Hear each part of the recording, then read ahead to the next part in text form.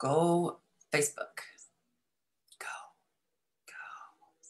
It says it's live. All right.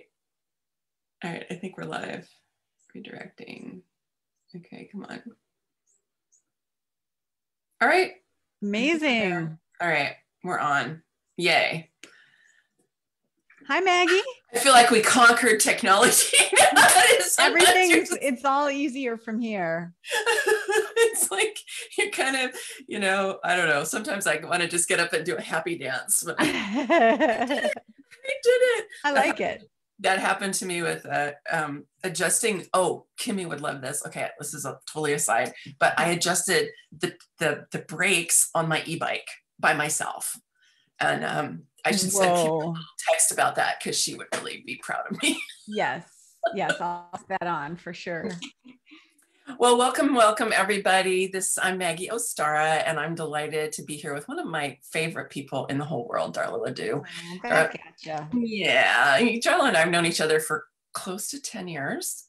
I don't think it's quite 10, but it's pretty close. We've kind of, seen each other through a lot of different phases of our businesses and our lives. And I think Darla has lived in more places even than me during that time. And so I'm just so happy. I really want to congratulate you. Your book was #1 today and yesterday, right? And one of the things I want to just say for everybody is, so Shift the Field is her new book. And it was #1 in both business consulting and self-help, new age religion, which we'll just call spirituality, right? But I love that. I saw that. I was like, oh my God, isn't that perfect? Because it is this intersection of those two pieces. And for it to get shown and recognized in this weird outer way that Amazon does, I just thought was really a beautiful confirmation of the, the truly hybrid, alchemical, leading edge, heart opening way that you are helping all of us to step out of, some of the hiding that people do, some of the, the confusion. They're like, oh no, I can't really be spiritual in my work. I can't really show that's, and I certainly can't lead with that. I mean, and so I think you're just really a way shower for us, and have used your brilliant engineering mind with your connection to source to bring us a system that is going to support so many people to be able to create businesses and practices and livelihood and ways of engaging with the world that is leading us into this new world that we all are, longing for and can feel, and we're in the process of creating to the best of our ability. But we so need way showers like you. So I just really want to acknowledge you for that, and say that I always learned so much from you. And I can't wait to read the rest of the book. I mean, I read the first 3 chapters, but then I had to wait for the book to come out. And I bought it, but I haven't had a chance to look at the PDF. So welcome. I'll do a more official, thing in a minute, but I wanted to just speak from the heart to begin with. Thank you. I love that start to this conversation, because I know both of us have, more of the background of proving ourselves in the traditional ways of the world, right? Mine through engineering and yours through academia and getting your PhD and merging that with spirituality and being able to bring, I don't know if we even want to use the word credibility, but a certain, concreteness to the work that feels so esoteric, and people worry about, can I really sell that? And there's so many people out there who will be happy to say, well, you can't sell that. I know I was told that. I know you were told that. Like, you can't sell that. and then we believe it, right? And it creates this whole default energy pattern of self-doubt. And I can't sell that, but more and more people do want it and recognize that it's real. You know, energy is real. I remember, Maggie, when you did the sovereignty webinar and you talked about the imaginal realm. And you know, and it's like, it is real. Energy is real. You know, these concepts are real. And so many people who have this wisdom doubt themselves. You know, so many of my clients have so much more wisdom than I do, and, you know, doubt themselves or don't have a structure to help it feel more real. Yeah. So that's, you know, I mean, I think you and I are both engaged in that endeavor in different ways of bringing language and structure to these things that have felt so intangible, and where there has been this sense of, you know, I mean, because we're all, and you more than me even, but we're trained into this left brain, logical, strategic, which in human design, it's only one of three ways of knowing is the logic. And we need logic and we need all of that, but it's only one of three ways, fundamental ways of knowing. There's more, many more, but they've been forgotten. They've been hidden. They've been discounted, you know, just all these types of things. And I was just even writing this morning with the high priestess, and she was talking about about our forgetting, you know, and it's not that we've ever really lost it, but it hasn't been part of our culture. And what I love is that it's actually really like the imaginal realm isn't somewhere else. Like you don't have to go to Crete to access it, you know, like you might want to, but you don't have to. It's like right here, you know? And so it's like our intuition is right here. Our creativity is right here. We don't have to go anywhere, but we have to open our perception and be willing to honor those intelligences, because they're different kinds of intelligences. So I just love what you're doing. And I know that, I know there's 6 kinds of magic that I can't wait to hear about, because you know, and I love that you've done that, is just to be like, okay, well, let's just name these things. Let's name them. And you can see if it fits for you. And maybe you have more than one, you know, probably. Right. So, all right, let me just say something. Say Darla's bio here for those of you who don't know you. I've just been gushing about her, but she actually has a great bio here. So let me just read it. Okay. Darla LeDoux is a transformational business coach, recovering engineer. I know I'm a recovering academic, author of Shift the Field. And also you have another book too, right? The Retreat and Grow Rich book, right? So this is your second book. And founder of Sourced. Source helps service-based entrepreneurs, coaches, consultants, creatives, healers, and therapists to confidently market, sell, and deliver deep transformation while being guided by their uniquely sourced mission. After following the formulas of other experts for years, while downplaying her unique magic, Darla committed to doing business differently. She reclaimed her inner knowing, which is part of the knowing circuit in human design, which you have, sourced connection, and created the soul-led business that feels divinely right without suffering or struggle. She envisions a world in which all people access and live by their inner knowing, making it valid, valued, and visible in their most magical work. Yay! It's so good. So good. So let's just start out by you. I mean, you mentioned kind of who your people are here, but let's just start out by saying, who is this book really for? Like, who did you write it for? It's anyone who is, well, so there's kind of 2 layers, right? It's anyone, I say coach, consultant, creative, or healer. And creative might seem like it's kind of different than the others, but anyone who's selling their time as a creative, right? Like a graphic designer, videographer, anyone in that realm, writer, copywriter, who wants to go deep with their clients and have them really resolve whatever would get in the way of them actually applying what you're teaching or what you're giving them.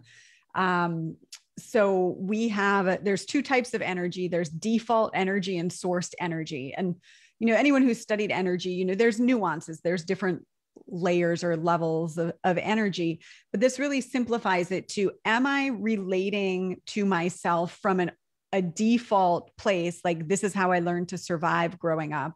Or am I relating to myself from a sourced energy where it's creative and it's alive?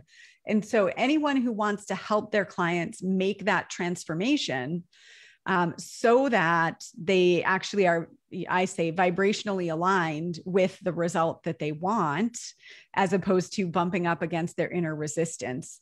This book is for them. So those service-based professionals, and then it could also be someone who's in a business that they know isn't quite aligned. Like they want to go deeper. Maybe they've been selling information, selling their time, and they really see that your clients aren't implementing everything because something else is in the way, and you're feeling called to really help them with that. It could also be for therapists who want to take a more coaching approach in their work. Yeah. Yeah. And I think that your bio speaks to this a little bit. I mean, I think that you're speaking into some of the challenges and shortcomings that you have seen and experienced firsthand in the coaching industry. So would you like to just speak to that a little bit? Because I think the coaching industry, it's not a very old industry for one thing. People kind of think that it is, but I think it's only 25 years old or something. It hasn't been around that long. And it's gone through these different waves. And I think that fairly, maybe in the last few years, there's been a big kind of like, okay, what is it we're doing? And what kind of coach am I? And what am I providing? And of course, there's many different kinds of coaches who are focused on different topics and have different methods for what they're doing. But I think there's a reevaluation that's happening which is good. It's needed because things kind of got kind of off there for a while. As an industry, it's maturing. So when I came in, I started in 2009 is when I, officially became a business. And it was kind of the heyday of this world of internet marketing and coaching, and everything's easy, and, go get your Bentley and your beach house. And the recession was hitting. And more people were moving online. Like that's kind of when I came into the industry, and I just knew I loved transformation, and I didn't really know anything. I didn't even know there was an industry. I just knew that I had been transformed through retreat, and I wanted to help people do that as well. What I'm seeing after 11 years in this business is that, it's maturing, and the audience is more sophisticated, where it used to be kind of a new idea, I think, to get help or to change your mindset and change your life. And I mean, it's ancient idea, but a newer idea packaged and marketed in a certain way. And now, more people have been through some form of coaching program or received support, and we're becoming just more sophisticated in our choosing and knowing what we need. And I think, there's always new people coming into the market who don't know what they need. And so there's that. But more and more people are aware, and I'll say aware of, do I just need some information, right? Like I just need to learn something I don't know. And I know that I need to learn it. I know I don't know it. And I just need some information. Or am I in a place where I'm aware that my own patterns are getting in the way of me getting the result I want, and I need support to transform this? And I think we're just more aware of it. And then the other piece that goes along with that, this seems to be a theme today in the interviews I've been doing for Launch Week, is whether it is more and more people are becoming sourced or becoming sovereign in your language, right? It's similar ideas that we teach, or just people have been burned, right? But there is a movement toward more healthy coaching relationships, and where it's no longer, I think this is going to outrun its usefulness, right? So I've been in a lot of scenarios, a lot of offers being made where the coach or the mentor, consultant, whatever, is having an answer that the client doesn't have. Mhm. And then, I'm going to sell you the answer. You need me to access the answer, which if we're selling information, that may be true. Maybe I don't know this thing and you know this thing and I want to buy it from you. But when you're selling transformation, we have our truth within us. Mm.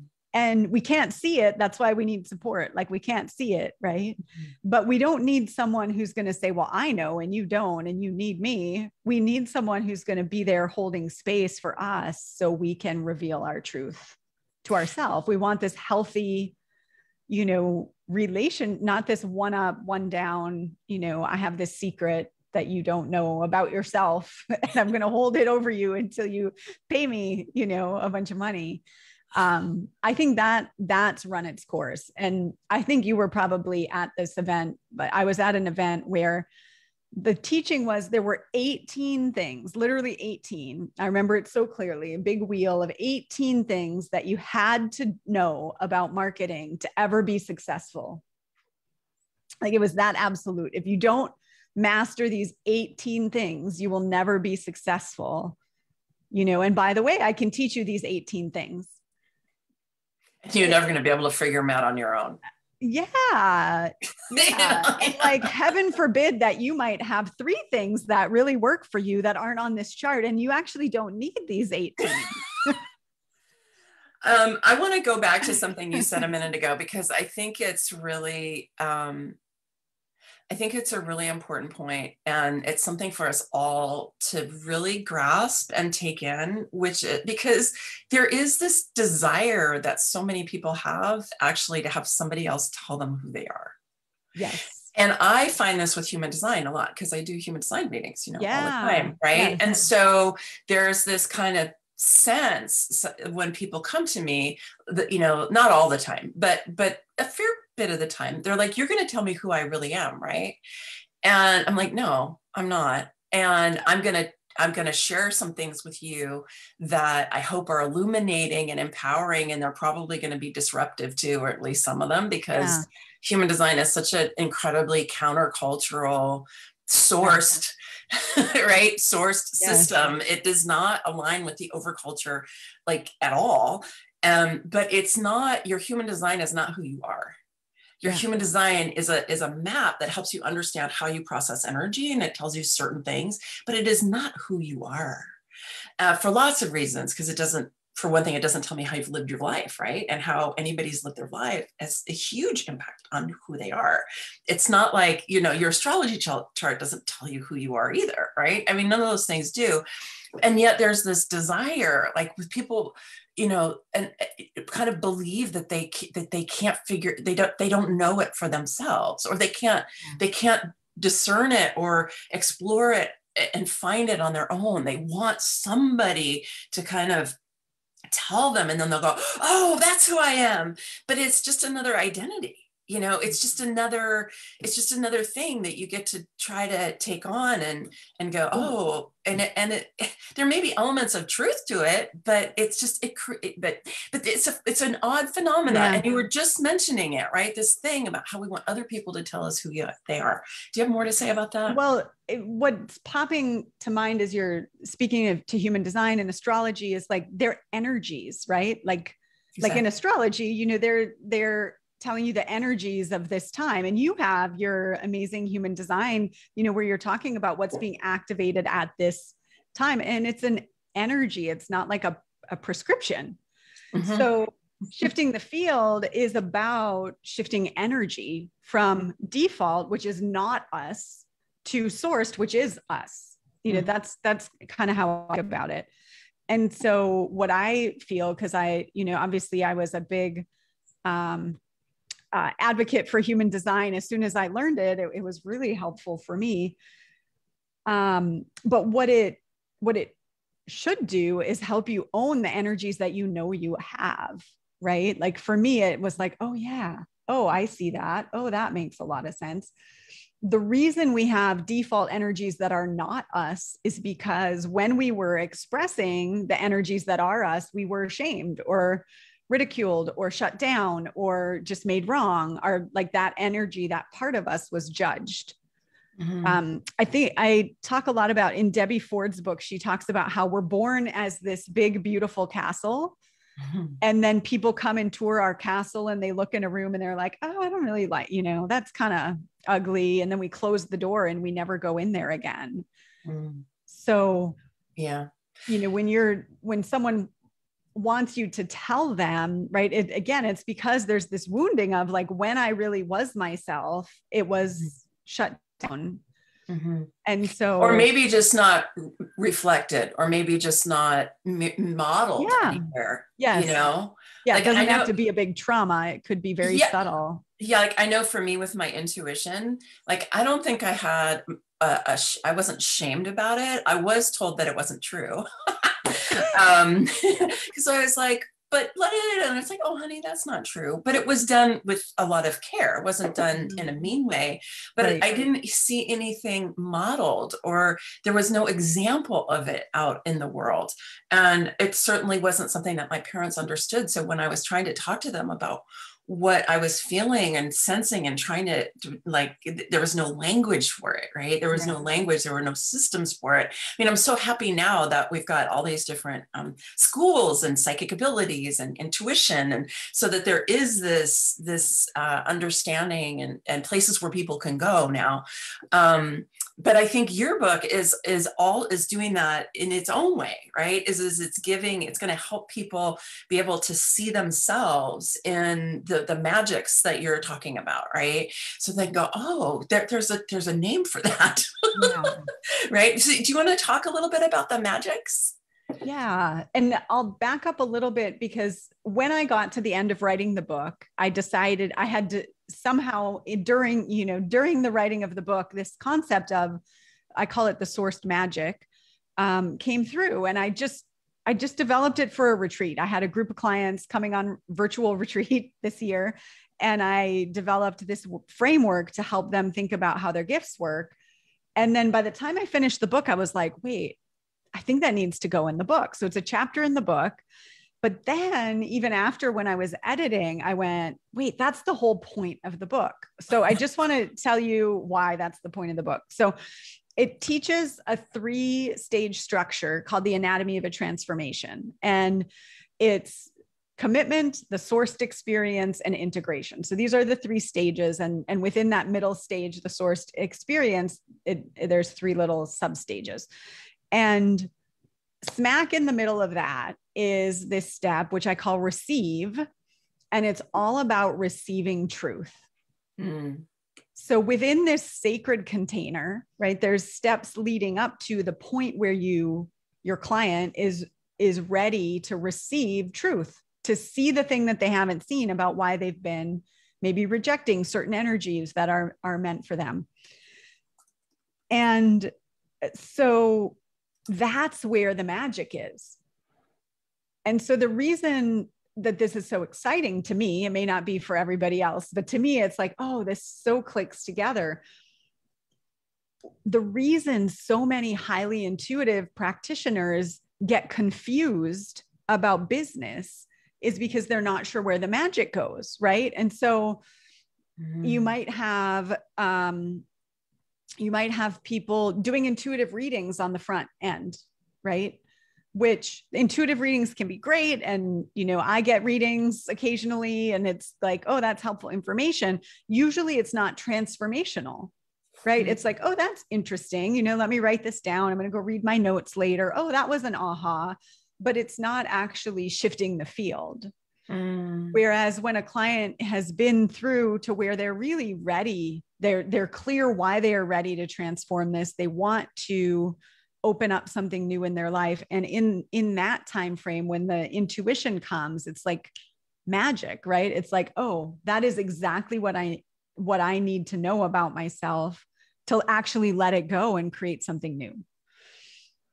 And so if you're highly intuitive, you can go around dropping truth bombs on people at inappropriate times, where either it falls on deaf ears, or it's disruptive, and actually harmful. And that's, when I think back to some of the things I've witnessed in our industry, sometimes it has been disruptive or harmful, when someone's not ready for some information that the leader says, well, this is true, right? It's like, it's an inappropriate use of the gate 51, the gate of shock. Okay, Which perfect. in its higher expression, and this is one of the high priestess gates, but is in its higher expression is about initiating into higher consciousness. Yes. But if it's done at the wrong time, if the person isn't ready, if it's not the right person, if it's not the right time, they're not the right context, then exactly what you just described, I just have to say that's the gate 51. Which you have, right? Which I do have. Yeah, because I used to sometimes shock people and I didn't, and it's funny, just, from a human design context, sometimes the energy of that kind of intuition, because it is an intuition, right? That the energy of that intuition is strong.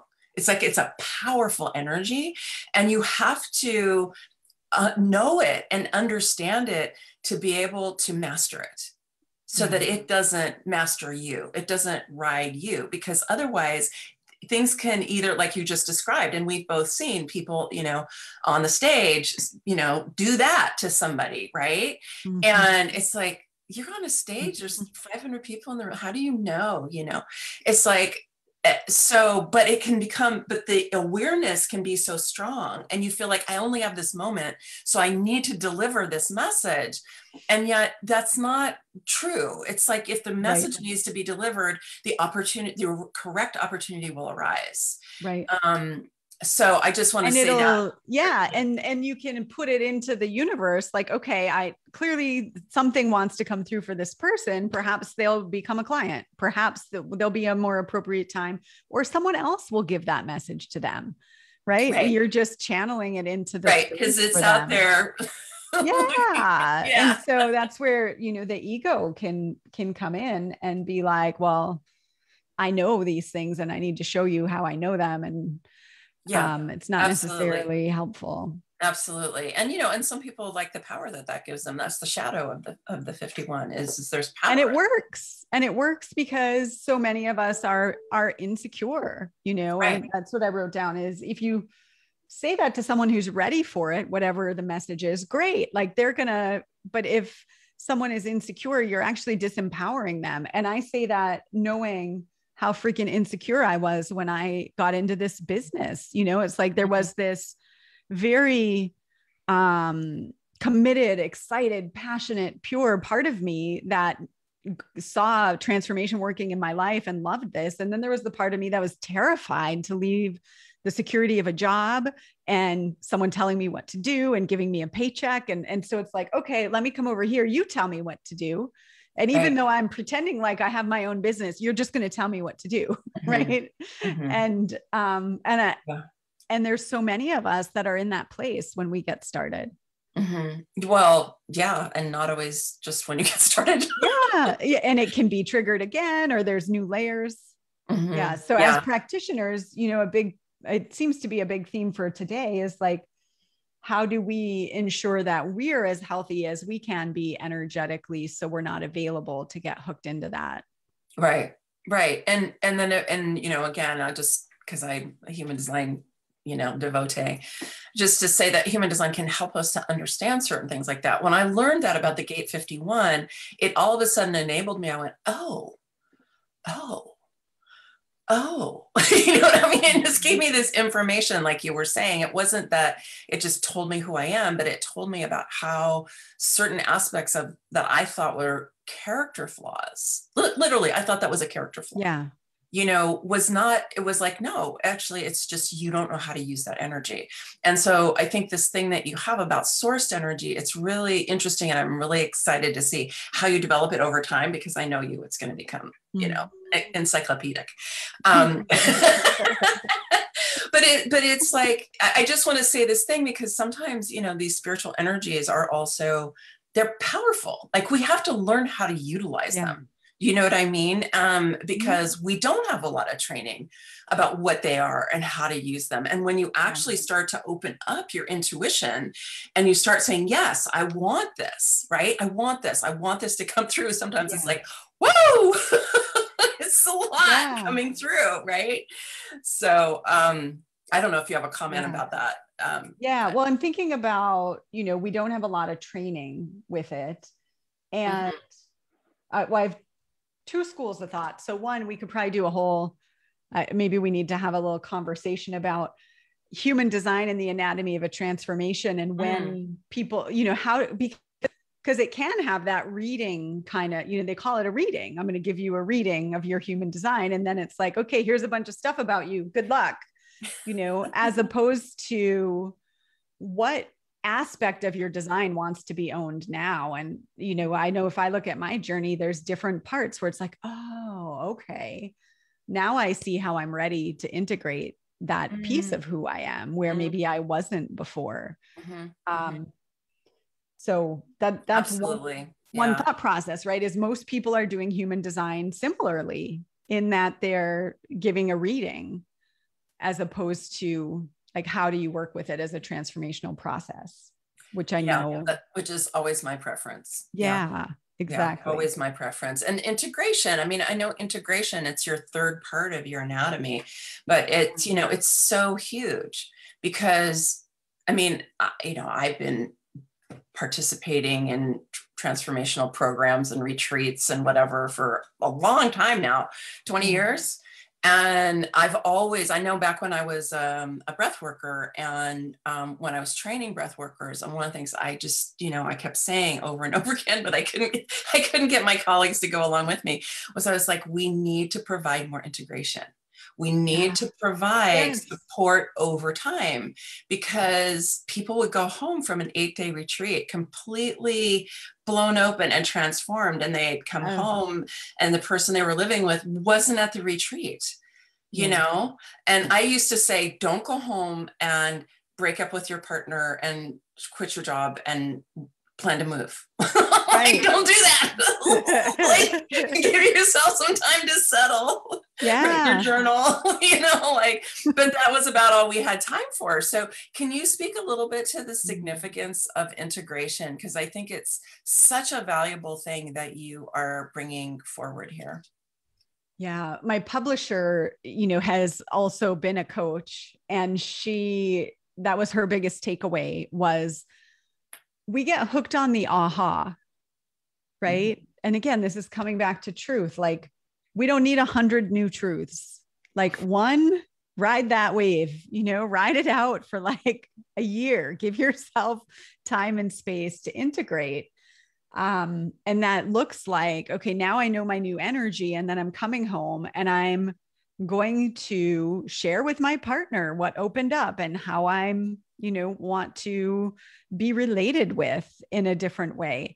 And that might take multiple conversations for that person to actually hear it and get it, right? You might start changing things in your environment to reflect more of who you are. Like for me, I usually need to buy some new clothes just to say like, okay, this is what feels right now. And allow it to take time. And so I feel like I want to kind of weave this in with the other thing I was thinking about with intuition. You said, we're not taught this. We don't have a guidebook.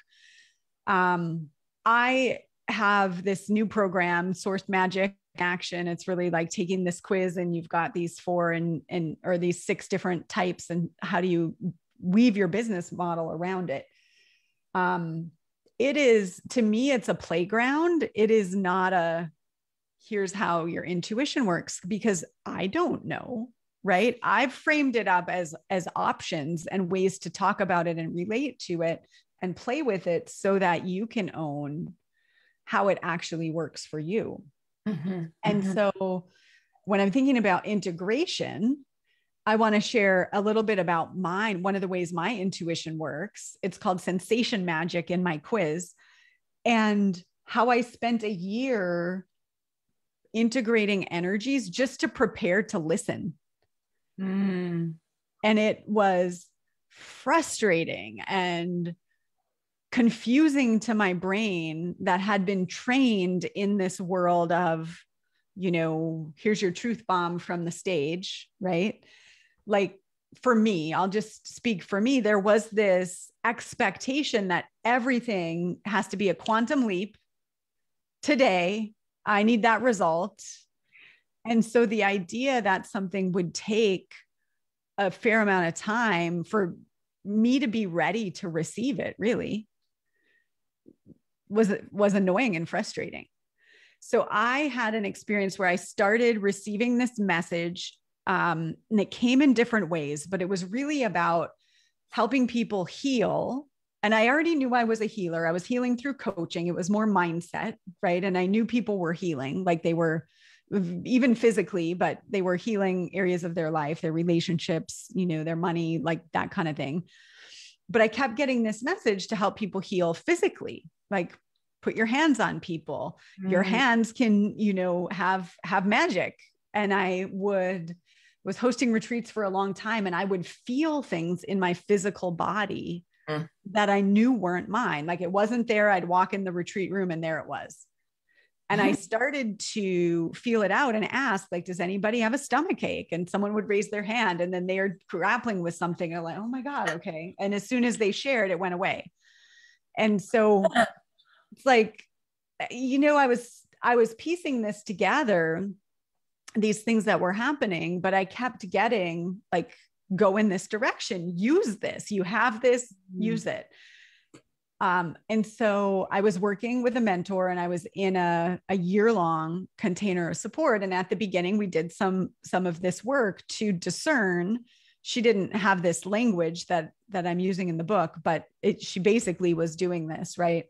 And the energy that came through were in the form of these words: nourish, nurture, and get physical. And that was my sourced energy that was coming through. Now there's a version of me that would have been like, okay, nourish. Okay. So I'm going to order meal kits online so that are healthy. I am going to join the yoga studio and go every day and take the dog for an extra walk. Okay. Check. Next. Right. Like it would have been like that kind of, come on. But what I really needed to do was nourishing. That wasn't from food, but was from myself and my soul, and the way I talk to myself and give space to myself. And I did all of this work with my inner 3-week-old infant for like 6 months. Right. And I spent a year. I did not graduate myself to any kind of new aha or new transformation until I really felt solid in that integration. And I needed that time to be still and pay attention to my body. And I feel myself even slowing down just talking about it. I needed that to be able to be responsible for this gift that wanted to come through me, of feeling people's energy in my body and being able to move it through, move it on them, but because I could detect it within myself. So they can go together, right? And there's 6 different types of magic, and we are multi-magical. There's a couple of them that are, the most prominent for me. I looked for like, someone just teach me how to do this, right? And every time I would, the universe would say, no, you already know, right? But I didn't have space to talk about it and practice it. And when it first started coming through, I was in a community where it was like, if I talked about it, it was kind of like looked down upon. And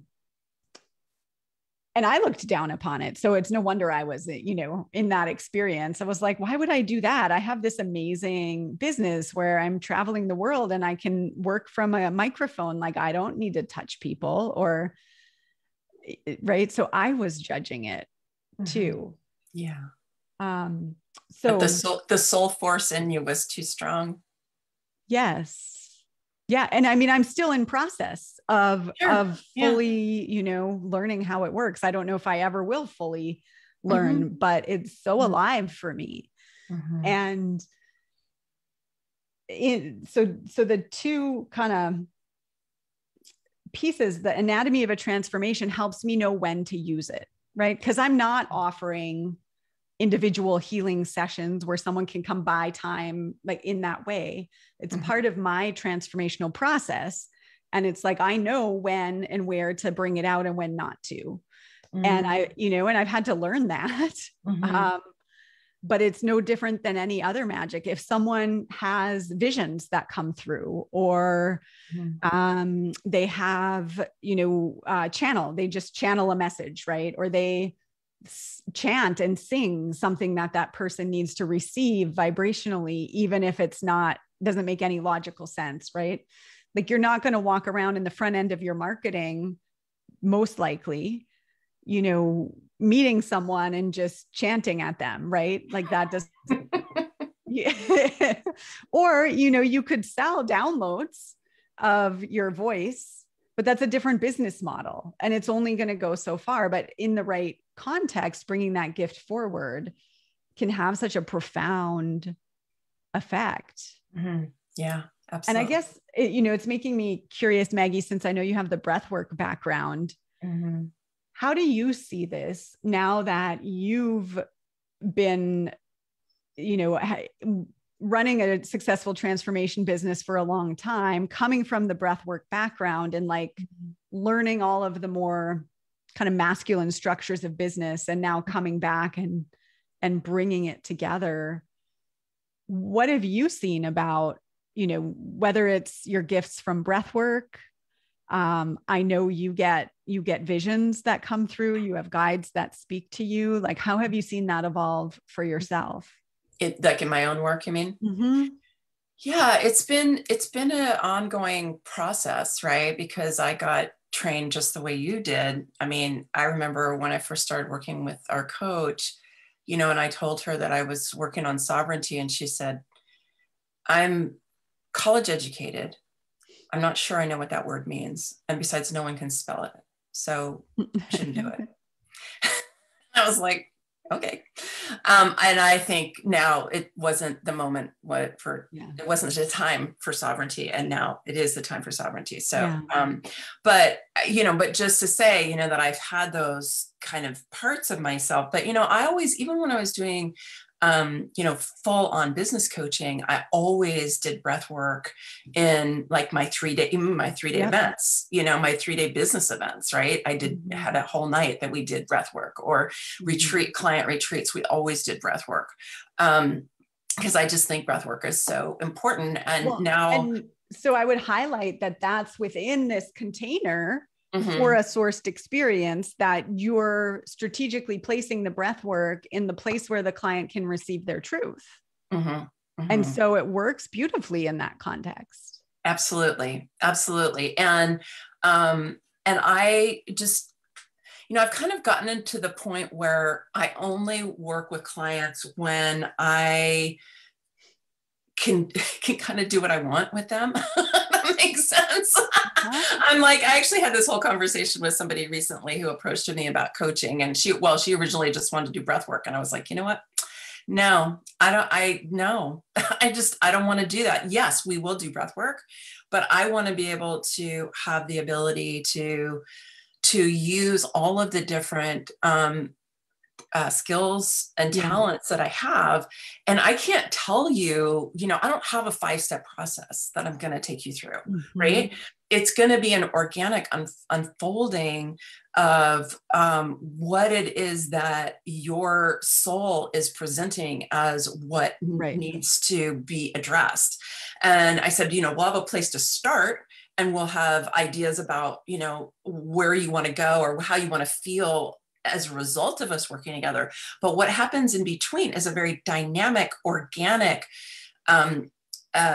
spiritually guided process that I'm not going to be able to tell you what it is. If I do, it puts constraints on it that are inappropriate and could just totally get in the way.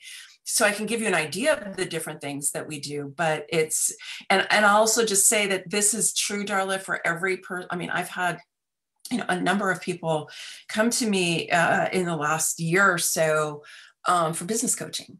Mhm. And I will only do business coaching with, some people. They have to be the right people, because it's, not my main gig anymore. But, I like to help people with Mhm. business. I like to teach women how to make money. It's fun. But every single person I've had to do this kind of deeper work with, because the reason that people's businesses, and this, the reason that their businesses don't thrive most of the time is not because they don't have information. It's because something else needs to Right. be healed, needs to be developed. They need to, like accept a part of themselves. They need to release old programming, whatever, like there's all those things, right? And so we need, all of us, whether you're a business coach or whatever, we need to have these skills, because what people need most of the time is, like you said, they just need to get sourced. They need to get in that energy. Yeah. And then they'll know, like, and even from a human design point of view, like when you're in alignment with your design, the flow of life will bring you what you need. As generators, it'll bring us things to respond to. All of a sudden we'll be like, oh, this thing came into my email box. Oh, I need that, whereas like, the 200 other emails, it's like, no. Oh, but that one, right? Because that's what Yeah. happens when you're plugged in. It's almost like it starts blinking at you, this thing that you need to pay attention to. So I think that's one of the big benefits of, the kind of work that we do, and that so many of our people do, is being able to get out of just this left brain dominance, and into tapping into both our own intelligences and super consciousness. Yeah. And so in that stage of truth, in the book I write about, I call it two truths and a lie, mainly to play on the party game, but there's this truth, small t truth, that we've been living with, that's based on a lie. Like there's some lie that we believed. And then there's capital T truth, which is source, like who we really are. And this is where your modality for helping see truth comes in, whether it's your intuitive magic, or if it's breath work or tapping or whatever it may be, it comes in here. And it doesn't have to be intellectual. Like you don't have to know, like, this is the exact lie I believed. But everybody has a process. If you're in this work, you have a process or a modality or a toolkit. And like you said, it can be different every time. So one time it might be, oh, wow, that's actually in your design. Like, whoa, this is how you're designed to be. Like, where have you rejected that? Or why might you have made that wrong? And other times it might be breath work, and you just let them clear it, whatever it is. They don't even have to know what it is consciously. Like there's so many ways to make that shift. And it's knowing that the shift needs to be made, first of all. And as a practitioner, just being really confident in that, to be able to say, I don't know what's in the way of here and here, but I know we'll shift it.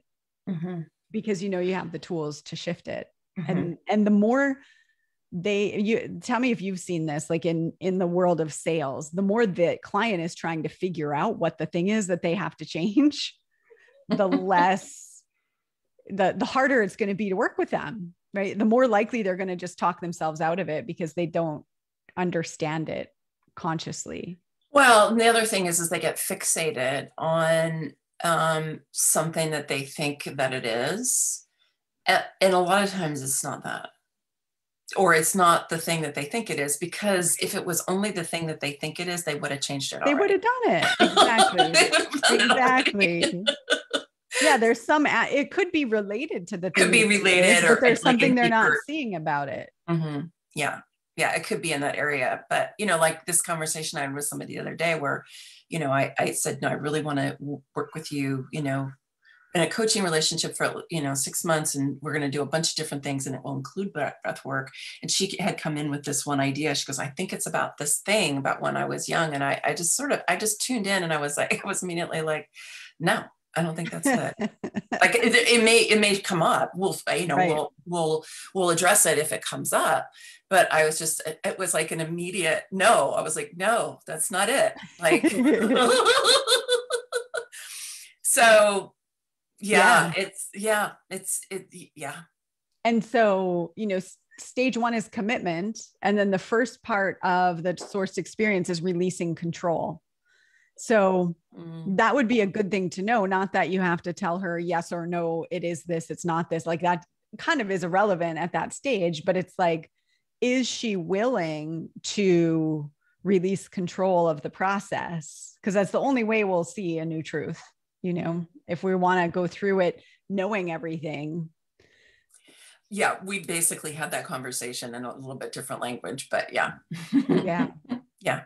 Yeah. I basically said, neither one of us really knows what's at issue here. I said, I have some ideas based on your design and what you've told me. I said, but neither one of us really knows. So that's what we're going to explore.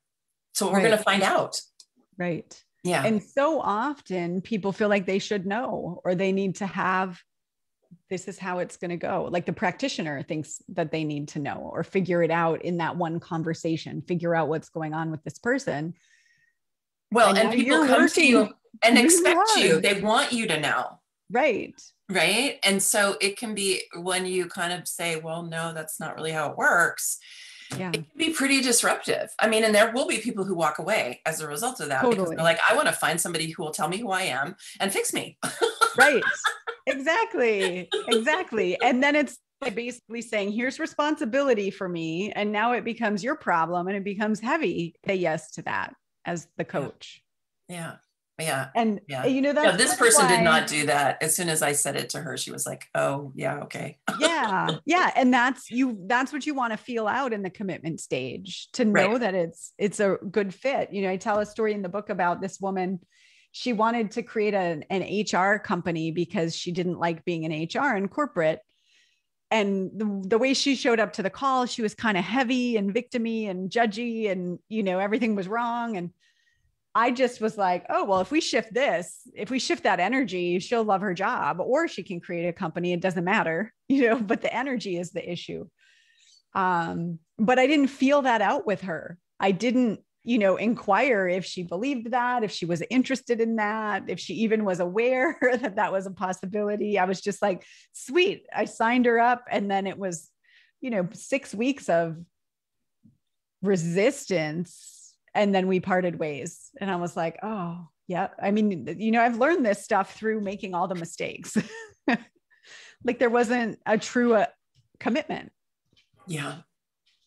Well, and also you had an idea about what was needed. And what I'm hearing you say is you didn't like run that by her. No, I didn't. Find out if it was even in her realm of possibility. Yes. I totally projected if I were in her experience, what I would do. And I was like, okay, let's do that. And I didn't feel out, you know, she had a commitment, but it wasn't the same commitment that I had for her.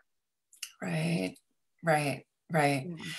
Well, we have a few more minutes, and do you have time to share about the types of magic? Sure. I would love to hear, and I'm going to go read, but yeah. So and just to pique people's interest too, you know, and, you know, even though it's funny, like, let's just say, okay, so this is a little bit in the realm of like, you know, you want to know who you are, but it's more playful and open than that. It's not prescriptive. It's not. And I'm guessing if people are here, you know, in your world, they're multi-magical. You may have more than one, and the way they work together makes you unique. And I feel like for me, I've been systematically taught to not talk about the how, right? Like how you work, like don't talk about that. But more and more, I feel people are interested in understanding your magic, like when they hire you. Mm-hmm. Not that you need to tell them this is step 1, step 2, step 3, but like, mm-hmm. you know, this is how I work. This is what you're getting access to when you work with me. I've honed this, you know, mm-hmm. you can do it too. So there's 6 types. The first is recognition. This has to do with seeing patterns. It can also be seeing visions or seeing signs. Mm. Like, oh, I see this, and it's just an intuitive knowing that this is for me. I have this one, and I sometimes see it as a click. Like I moved to Denver because I kept seeing pictures of mountains, and I would see it, and it would be like this. That's for me. And there's the downside of recognition, just feels worth saying, is like we can be really bad at timing And I'm saying this because when you were talking about sovereignty back in the day, and that's like, well, maybe that's not the time for it, but now is the time for it. Sometimes we're just ahead, and it can feel like really hard. I don't know if you feel this with your work now, is like, oh, I knew this so long ago. I can't believe I'm doing this now, but it's right on time. Yeah, no, it's true. And, and I'll just say also, that's one of the things about human design. Human design teaches right timing is everything. Like learning how to align with divine timing is like, it makes your life like 99% easier. Yeah. It's like amazing when you learn how to do that, and rather than trying to figure it out with your mind. Yes. Mm-hmm. Yes. So compassion magic, it has to do with healing with your heart and full acceptance and unconditional love. And the challenge with a compassion magician is overgiving. Boundaries can be a challenge. It's like, I feel you so deeply, I need to help you. And, you haven't requested my help. But it really, I think we undervalue this one more than any, because it's presence based, right? Like, we're just going to be present together. And I'm just in love and acceptance of you, even with whatever you think is unacceptable about you. And that energy transfer is so healing. There's sensation magic. Sensation magic is the one I was describing earlier. You may feel things in your body that are actually a mirror of your client. You might feel their emotion, or it could be physical things or energetic patterns, and you just feel them. With that one, it's really important. This is something that I've been investing a lot in, is how to clear my energy, how to, like, I've been doing a lot of Qigong for healers and that kind of thing to keep my field clear. So I know what's mine and what's someone else's, and I don't pick it up and take it with me. Expansion magic, you automatically see how to make something bigger. So a lot of coaches have expansion magic. We have to be responsible for that. We're not trying to make something bigger that person's soul doesn't want to be bigger. But the real gift is this deep trust in the abundance of the universe, like that there is no lack, that if something is desired, it can be created. There's vibration magic, and this has to do with literally the frequency, right? And helping someone to shift their frequency. So the book Shift the Field is very vibration magic, right? And for some people, this is, kind of an esoteric, alchemical process or way that you weave with your words and your beingness. And for other people, it's like, literally, I can move that energy. I can see it. I can move it. Vibration magicians sometimes overlap with recognition, like seeing the pattern of the energy of your words. And then the last one is expression. And that is basically channeling, right? It can be in words. It could be music. It could be art, dance, movement, but it's when source comes right through you. You may not even remember what you said afterward. Maybe your voice changes. Expression magicians, the hardest thing is following traditional marketing approaches, because, like, how am I going to know what I'm going to say in an hour? It hasn't come through yet. So writing something down and saying it over and over again would be hard for an expression magician. And that's, you're selling like whatever's going to come through in the future, even though you don't know what it is. And so you're trusting. Yeah. And so, I've found that this framework, people see themselves in at least one of these, and maybe some combination. I am sure it will evolve over time. It's not like you have to be one of these. I have one client who, we developed what she calls aura magic. So you can create your own as well to describe how your intuition works. But what I've found is, gosh, having space to practice it and to trust it and to do more of it, it makes a world of difference for people. It's like when you have this and you've shut it down, it just feels off.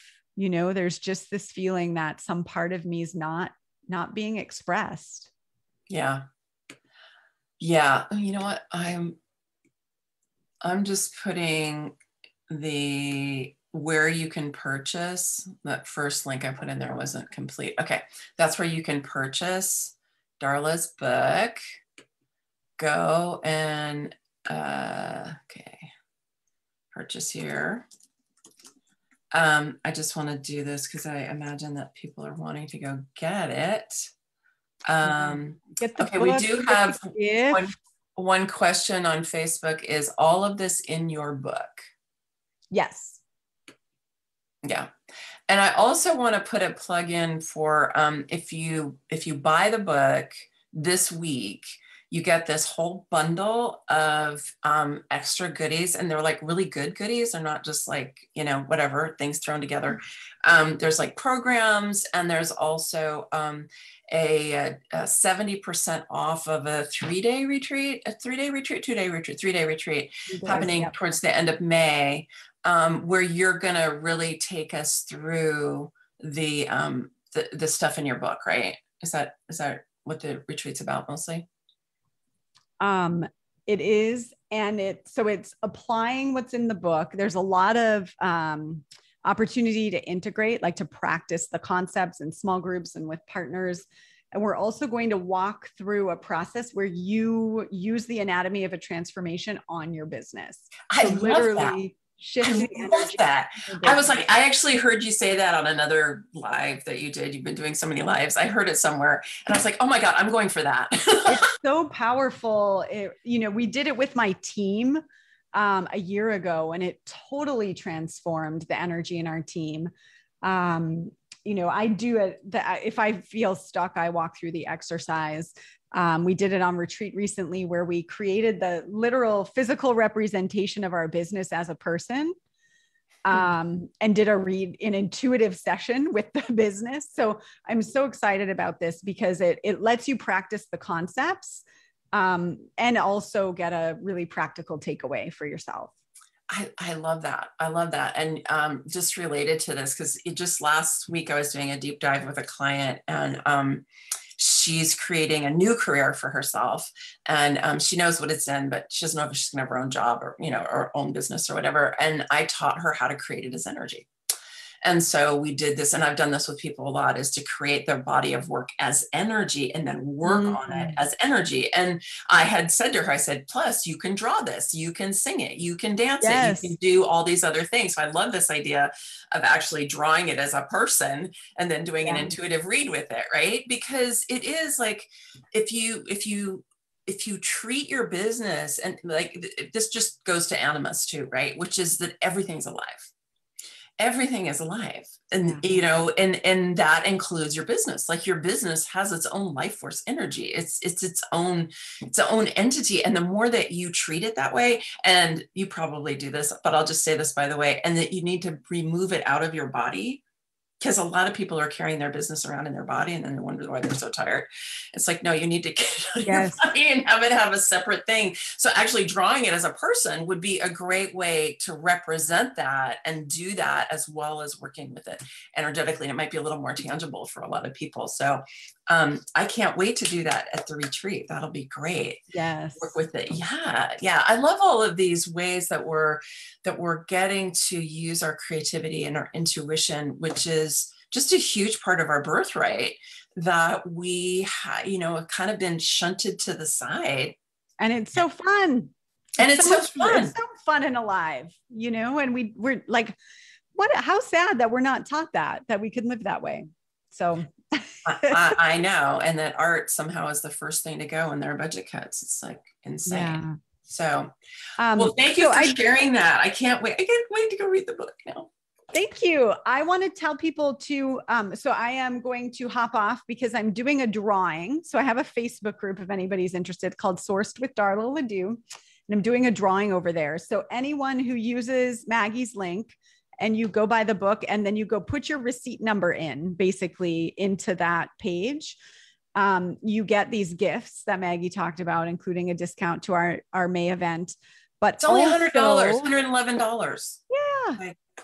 And also you get entered into these drawings. So I've got 1, 2, 3, 4, 5, 6, 7, 8 more drawings. So everyone who buys gets put in this fun little, here, I'll show it to you. I'm going to be, I want to win drawing from it.